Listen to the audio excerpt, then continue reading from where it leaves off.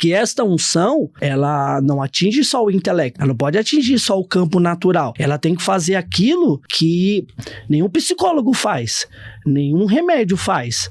Porque no livro de Atos, capítulo de número 10, diz que o Espírito do Senhor ungiu a Yeshua e ele andava sobre o povo, fazendo bem e curando a todos. Opa! Então, se eu digo que eu tenho o testemunho do Mashiach, e o Mashiach colocou agora a Torá dentro de mim, e disse para mim ser um representante agora do seu reino, para mim ser agora um emissário. Então, não é só palavras. A palavra, ela desperta, ela traz curiosidade, ela informa, sim, mas o Espírito de Deus não é só na letra. Tem uma autoridade, tem um poder que perscruta a alma, e o Espírito revela as intenções do coração. Um exemplo aqui do Mashiach. Mashiach estava diante do poço de Jacó. Deixa os discípulos para ir comprar pão e fica conversando com a mulher samaritana. Mashiach espera uma oportunidade para abordar aquela mulher, e Mashiach, que significa o ungido, o verbo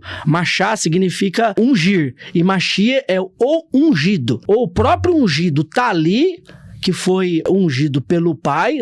Lá em Lucas, na sinagoga, quando ele entra, ele vai dizer: o Espírito do Senhor, do meu Pai, está sobre mim e me ungiu para... Que esta unção, ela não atinge só o intelecto, ela não pode atingir só o campo natural, ela tem que fazer aquilo que nenhum psicólogo faz, nenhum remédio faz.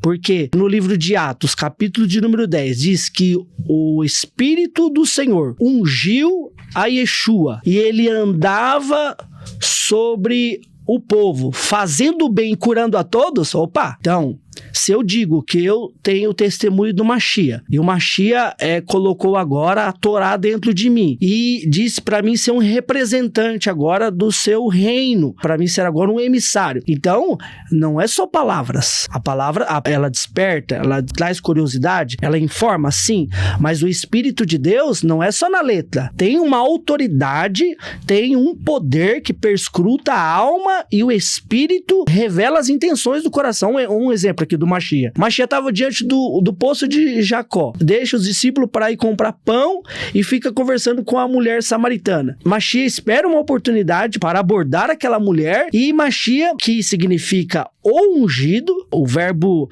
machá significa ungir, e Mashiach é o ungido. O próprio ungido está ali, que foi ungido pelo Pai. Lá em Lucas, na sinagoga, quando ele entra, ele vai dizer: o Espírito do Senhor, do meu Pai, está sobre mim e me ungiu para...